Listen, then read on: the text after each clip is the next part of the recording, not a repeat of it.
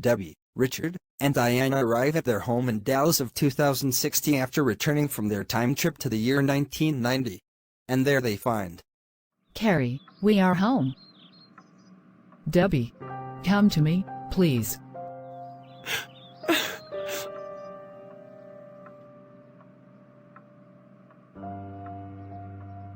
What's wrong?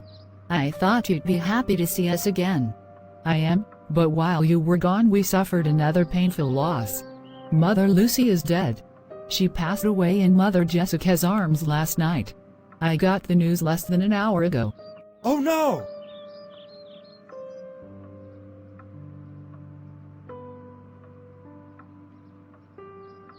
Now we have to plan Mother Lucy's funeral and get Mother Jessica out of that nursing home. You know she was perfectly healthy, but she volunteered to go to the home with Mother Lucy so she wouldn't be alone there. And they were together to the very end. I can only hope you will do the same for me if I start to break down physically first. Of course, Carrie. You are my everything, now and forever. I love you. Thank you. You have always been my greatest comfort, Debbie. I guess I will call my sister Vicky and ask her to preside over the funeral. Vicky, I already know what happened. Mother Jessica called me this morning with the news. I am preparing to leave the town to meet the rest of you in Dallas.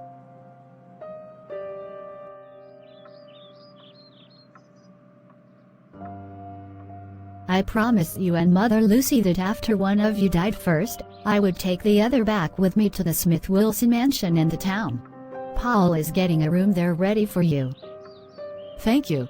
You should know that right after Lucy died, I considered taking my own life rather than go on without her, but then I remembered some talks I had with Carrie and with Lucy, long before you came into the picture.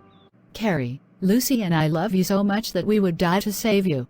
Your life is more precious than all the gold in Fort Knox 1,000,000 times over. It is your connection to me, Lucy, Debbie, and others that makes you special. That makes you loved. That makes your life have meaning. Throwing it away doesn't just end your own pain, it actually spreads that pain to all the ones that know and love you. Lucy, I want you to promise me something. What is it? If I should die before you do, don't hesitate to find yourself a new love partner. You deserve to be happy in your last years even if I am gone. Jessica, I will always be happy just by treasuring the memories we made together. No one in the world could ever replace you. Why worry about such a thing now?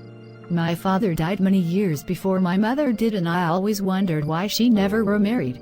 I would have been happy for her had she found herself a new love partner.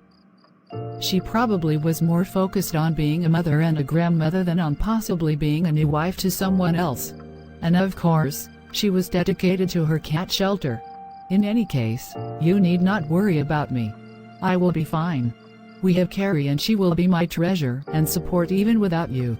And, of course, it is possible I might pass away first. But now we have each other and that's what matters. I love you.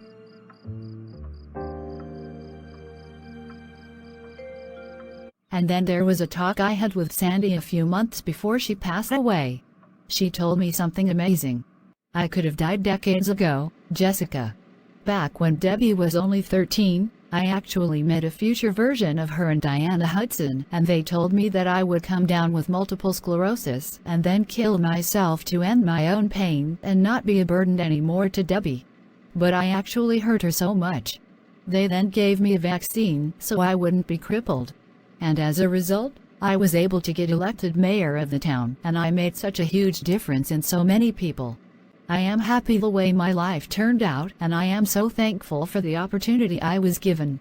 You certainly showed all of us what a fearless leader you could be. Now Sandy and Lucy are both gone and only I am left. Your time will come too, Mother Jessica, but as long as you live, you can still inspire me, Carrie, Debbie, Richard, and others. We love and value you more than you will ever know.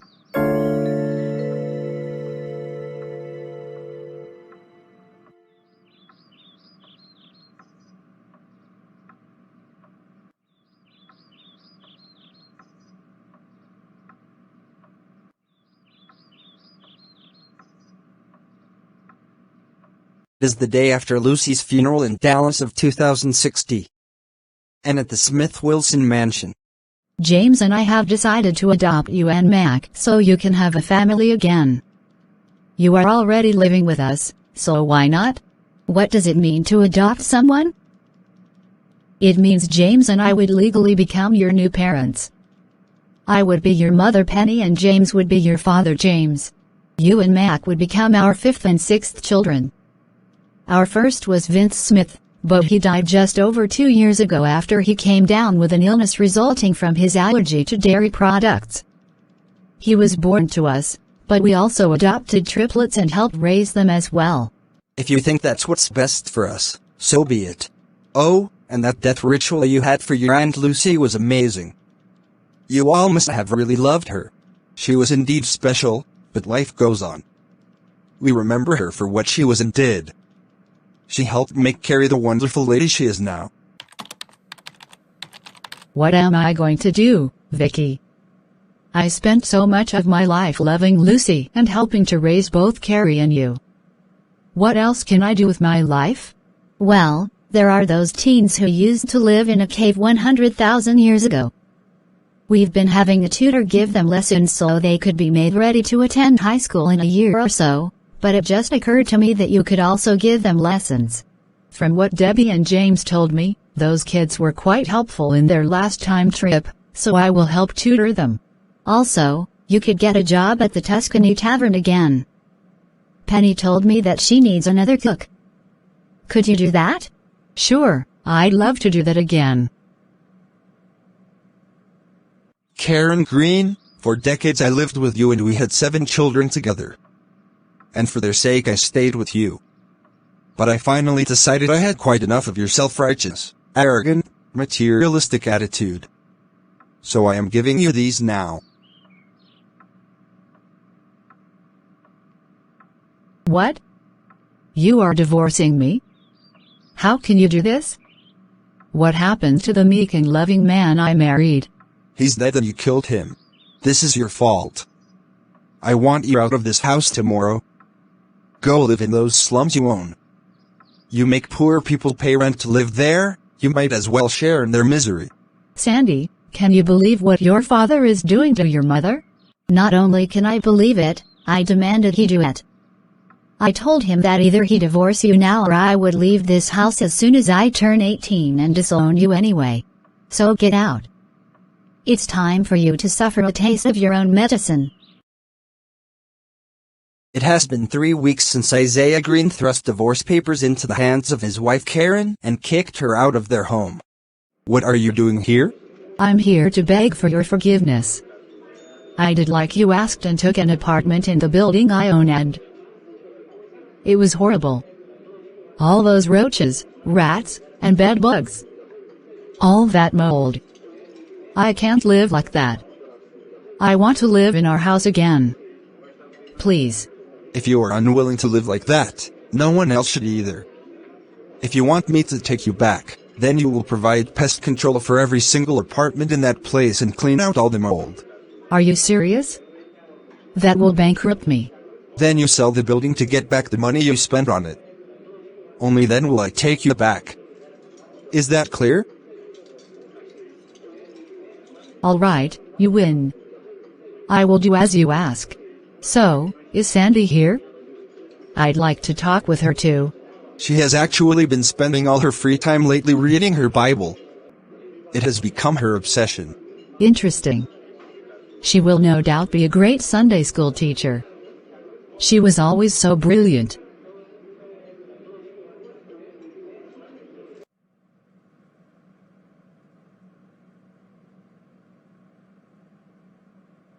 Psalms 136. Upon the rivers of Babylon, there we sat and wept, when we remembered Zion, on the willows in the midst thereof we hung up our instruments. For there they that led us into captivity required of us the words of songs. And they that carried us away, said, Sing ye to us a hymn of the songs of Zion. How shall we sing the song of the Lord in a strange land? If I forget thee, O Jerusalem, let my right hand be forgotten. Let my tongue cleave to my jaws, if I do not remember thee, if I make not Jerusalem the beginning of my joy. Remember, O Lord, the children of Edom, in the day of Jerusalem, who say, raise it, even to the foundation thereof. O daughter of Babylon, miserable, blessed shall he be who shall repay thee thy payment which thou hast paid us. Blessed be he that shall take and dash thy little ones against the rock. Ho! Lee! Shit!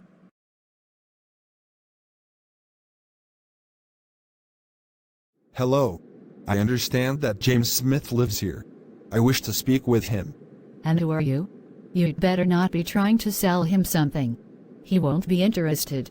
I am Alberto Franklin, the director of NASA, and I think he may be very interested in my offer to him. He is teaching at the local high school, but he should be done soon. Can you come back around 5 p.m.? All right. Tell him to expect me. So what is your proposal, Mr. Franklin? We at NASA have heard about the spaceship you had built that can travel in time as well as in space. Now we are wondering if we could buy the chip from you so we can use it for our own purposes. We are hoping it can travel to other planets in the solar system. It cost us many millions of dollars to construct that ship. Funding for it came from many private donors over the years. How much would you be offering us for it? $6 billion. This is not a decision I can make alone. Let me consult with the others who are considered shareholders in the ship. If they all agree, I will sell it to you. James then proceeds to make a series of phone calls. And the following weekend. All right, all the shareholders of the USS Sandy are here. They include myself, my sister Debbie, Debbie's wife Carrie, our cousin Janet Wilson, my nephew Richard and Richard's wife Diana Hudson. So, have you all read about the proposal from NASA? Yes. But I have questions. Why would NASA want to buy our ship instead of using its resources to build a ship of their own? NASA's budget is always being cut by politicians who would rather fund other interests, such as America's enormous military. If that's true, why would they offer $6 billion to us? They must see a private entity like us building and using a ship like ours as a threat to them. $6 billion is a lot of money, and I imagine we could do a lot of good with that money. I like the idea of becoming a billionaire. I thought the whole point of building that ship was to honor our mother's memory. I don't like the idea of just selling it. What if the US government gives it to the military to use for attacking people on the other side of the world? I don't want us to cause others to die. NASA said they wanted our ship to explore the solar system. But I understand your concerns. Now, let's put the matter to a vote. In order for the ship to be sold off, the vote must be unanimous. I vote yes. I agree. No. We should keep it. I vote no as well.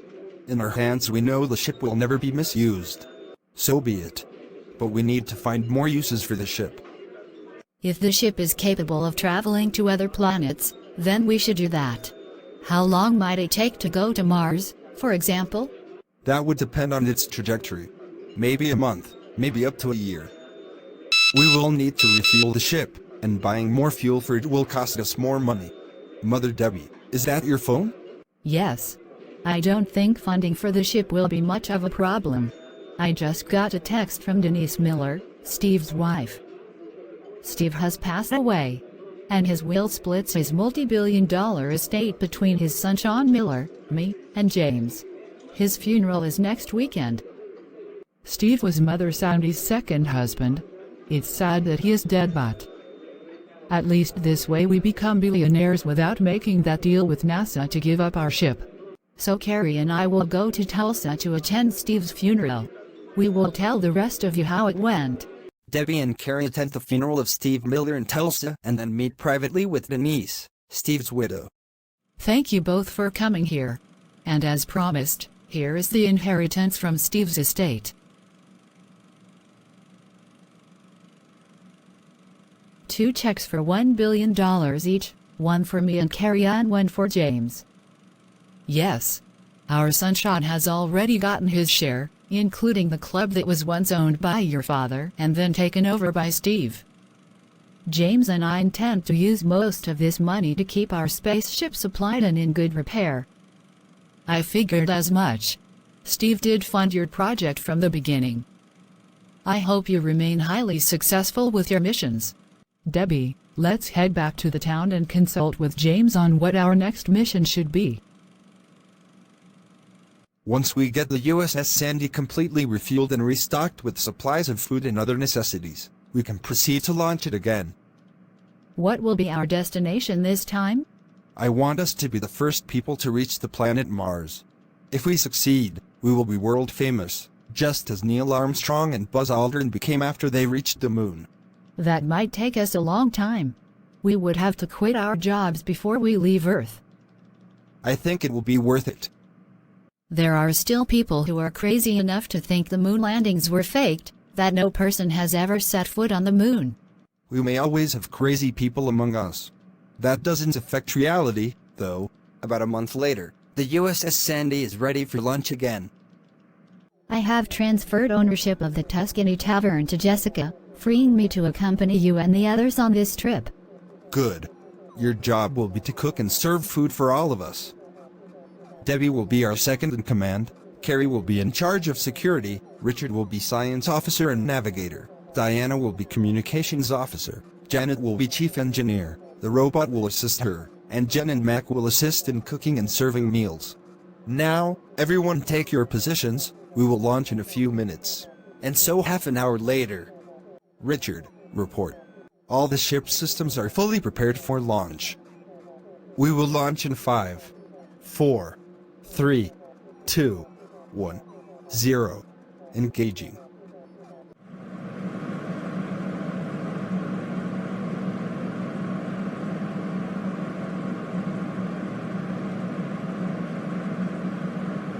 The USS Sandy has been launched from Houston and has been set on a direct course for Mars. At our current speed we will reach Mars in 1 week. Good. Set the ship on autopilot. You won't need to man the navigation panel again until we are almost at Mars. It's so strange that only a few months ago we were living in a cave with our original parents, and now we are on a spaceship traveling to another world with our new parents. Yeah, we have come a long way. I never could have imagined anything like this. Oh, hi, Mrs. Smith. You can just call me Aunt Debbie. I'm here to give you and Jen your daily tutorial lessons. I'm impressed by your progress. At the rate you two are going, you should both be ready for high school in about a year. All right, let's roll the dice to decide what gets served today. I got 9. Yay, I got 11. So we will have fish and fries. Okay, I will start the oven and gather the food. Cousin James, all seems normal down here. No sign of damage or overloading. Good. Until further notice, you are relieved of all engineering duties. Leave the robot down there to handle things and come join the rest of us. 1 week later, the ship arrives at Mars.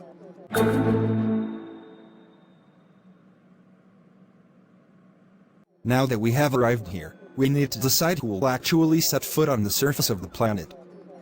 I'd like to go. Me and Diana can take pictures and gather soil samples to be analyzed in our lab. Okay, you two may go. Put on space suits and report to the engineering and teleporter room. Okay, Janet, we are ready to be teleported down. Activating the teleporter.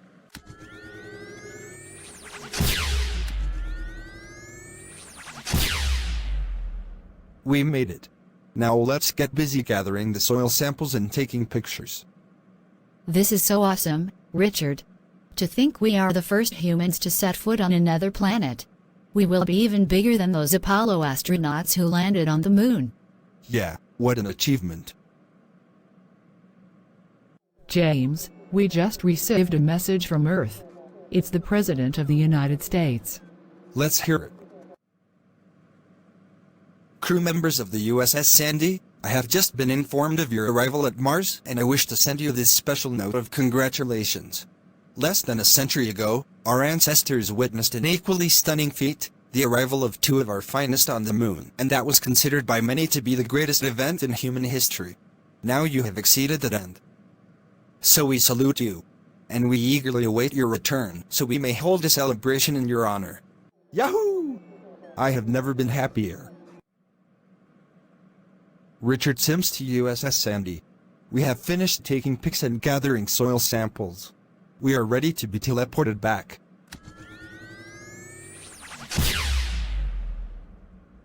Uncle James, a detailed examination of the soil samples reveals no trace of any native life forms on Mars. It seems the planet is completely barren. Good. That means we can introduce our own organisms there when our descendants colonize that planet. It's the ship's PA system, right? James and Richard, this is Diana. Come to the bridge immediately. We have a problem. Debbie, what's going on? We are being threatened. A ship many times bigger than ours just showed up. Diana, play back the message we just received. This is Commander Otto of the Sabari race.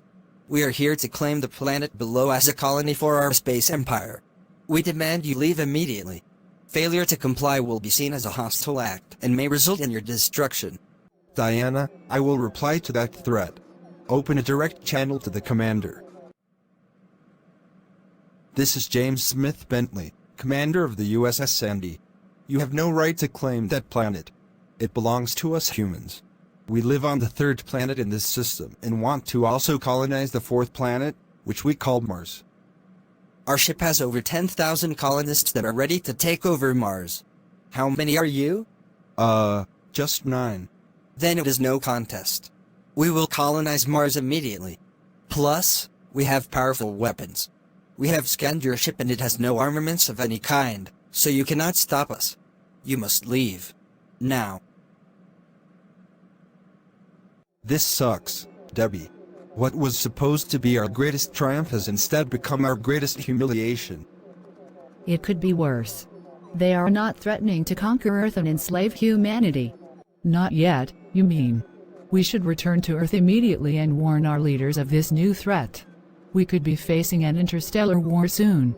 Richard, set course for Earth immediately. I guess it was a mistake getting rid of all our nuclear weapons many years ago. If ever we needed them, it is now. Course for Earth plotted. Engaging. And so a new chapter in the saga of humanity begins. A very dark chapter indeed. James. Richard and I opposed the selling of the USS Sandy because we did not want it used as a weapon of war against other humans. But knowing how dangerous these aliens may be, I would have no problem using this ship to fight back at them if they attack Earth. Richard, you agree? Of course. And since none of us have been trained in the military, it would make sense to give the ship to those who have gotten such training and can equip it with the best weapons we can create. A couple of days later, the USS Sandy returns to Earth. Shortly before the ship lands near Washington, D.C., James sends a message to Commander Otto. Sabari Commander, know that if you ever attack Earth, we will do everything we can to defend ourselves. There may be 10,000 of you taking over Mars, but there are over 10 billion of us humans. Stay away from our world. Commander Otto sent back a reply several hours later. Ha ha ha ha. You humans do not impress me. There is no need for us to attack you. We have already analyzed your broadcast from Earth. They show that your civilization is already about to collapse, due to overpopulation, environmental damage, loss of biodiversity and the absence of a unified world government. Most of you even have what you call religions, in which you have an imaginary ruler over your lives you call God, Allah, or Jehovah.